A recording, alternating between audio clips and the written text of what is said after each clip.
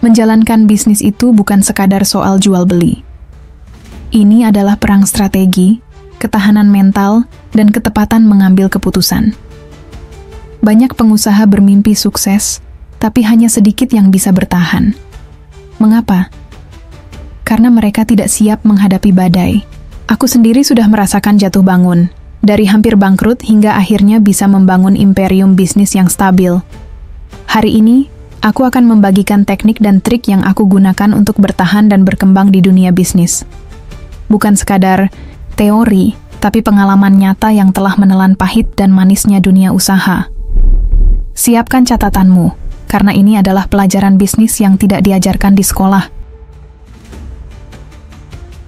Dulu, aku ingin mengontrol segalanya sendiri. Setiap keputusan harus lewat aku, setiap permasalahan harus aku selesaikan. Aku pikir itu tanda kepemimpinan yang kuat. Tapi ternyata, itu adalah tanda kebangkrutan yang tertunda. Aku kelelahan, bisnis stagnan, dan karyawan pun tidak berkembang. Kesalahanku adalah menganggap diri sebagai satu-satunya yang bisa membuat keputusan. Dan hal yang aku lakukan adalah mulai mendelegasikan. Aku merekrut orang-orang yang lebih pintar dariku di bidangnya, memberi mereka kepercayaan, dan yang terpenting, membangun sistem yang bisa berjalan tanpa aku. Hasilnya, bisnisku tetap berjalan meski aku tidak ada di kantor.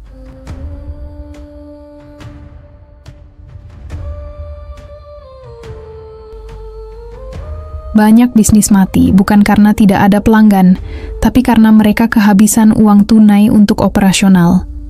Aku pernah hampir jatuh ke dalam jebakan ini. Omzet besar tapi tidak ada profit. Aku harus belajar dengan cara yang pahit. Omzet besar itu percuma kalau cash flow berantakan. Kesalahanku adalah fokus hanya pada omzet tanpa mengelola arus kas. Dan hal yang aku lakukan adalah selalu memisahkan rekening bisnis dan pribadi, memastikan ada minimal 6 bulan dana cadangan untuk operasional, dan fokus pada bisnis yang punya profit margin tinggi, bukan hanya mengejar angka omzet yang semu.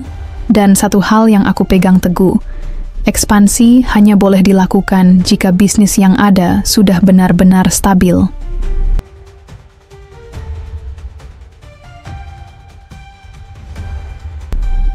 Pernahkah kamu melihat bisnis yang tiba-tiba hancur karena aturan pemerintah? Aku pernah. Dan sejak saat itu, aku sadar, regulasi bisa lebih berbahaya daripada kompetitor. Aku tidak bisa hanya bereaksi terhadap regulasi. Aku harus mengantisipasi sebelum aturan berubah. Kesalahanku adalah tidak mengikuti perkembangan regulasi yang bisa memengaruhi bisnis. Dan hal yang aku lakukan adalah memiliki tim legal yang selalu update dengan kebijakan terbaru. Aku juga membangun hubungan dengan regulator dan asosiasi industri, agar aku bisa membaca arah perubahan aturan sebelum semuanya terlambat. Hasilnya, saat kompetitor panik menghadapi regulasi baru, aku sudah punya strategi untuk tetap bertahan dan bahkan mengambil peluang baru dari perubahan aturan tersebut.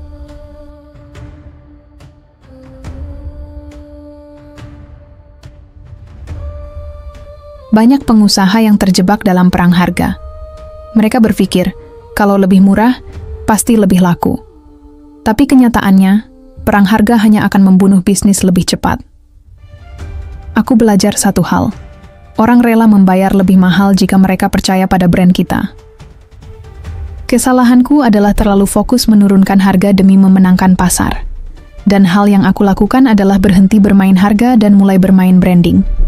Aku membangun cerita di balik produkku, menawarkan nilai lebih, dan memastikan ada diferensiasi yang tidak bisa ditiru oleh pesaing.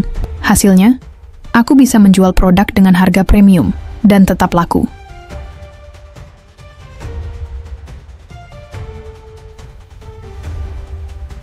Dulu, aku sering mengambil keputusan berdasarkan feeling. Kadang berhasil, tapi sering juga gagal. Sekarang, aku selalu mengandalkan data sebelum mengambil keputusan besar. Bisnis tanpa data, itu bukan bisnis, itu judi. Kesalahanku adalah mengambil keputusan berdasarkan insting tanpa analisis data. Dan hal yang aku lakukan adalah menggunakan riset pasar, Google Trends, dan analisis customer behavior sebelum membuat langkah besar. Aku juga memantau LTV, lifetime value, dan CAC, customer acquisition cost, agar bisnis tetap sehat. Hasilnya, aku bisa menghindari kesalahan besar dan selalu selangkah lebih maju dari kompetitor.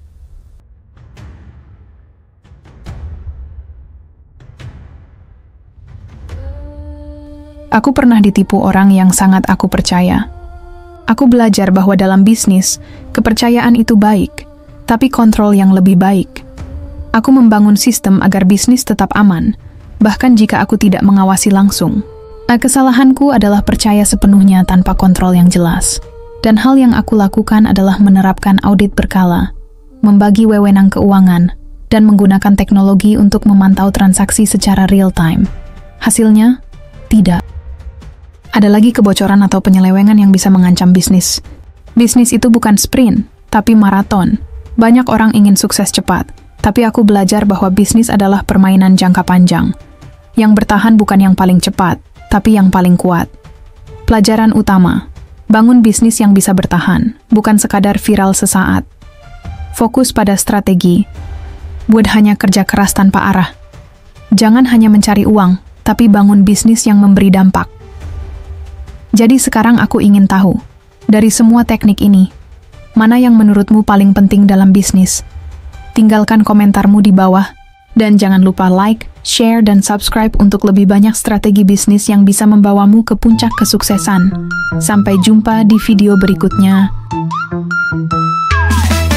Maju melangkah tanpa ragu, peluang besar ada di situ. Darbe Group makin berjaya, saatnya tumbuh, saatnya kaya. Darbe Nusantara bangkit bersama, usaha tumbuh kuat selamanya. Teknologi bantu rezeki melaju, saatnya sukses terus maju.